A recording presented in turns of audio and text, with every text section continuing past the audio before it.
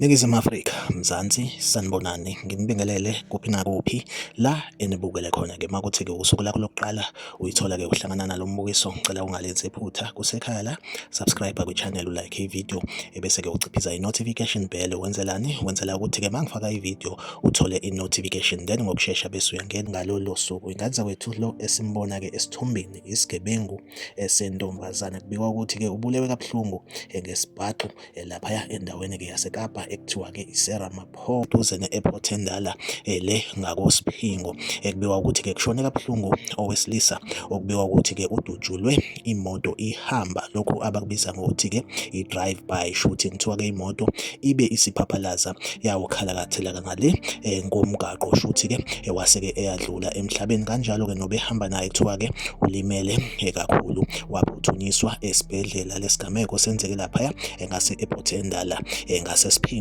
eThekwini. Like ivideo, subscribe kwi-channel, uphinde ucommente kwi-comment section ungitshela ukuthi kuthini ukuphawula kwakho ngalolu daba. Zikwe-Trend TV ngizohlezi ngikhona kulethela-ke indaba eyisematheni usuku nosuku. Asihlangabezane kwivideo elandelayo.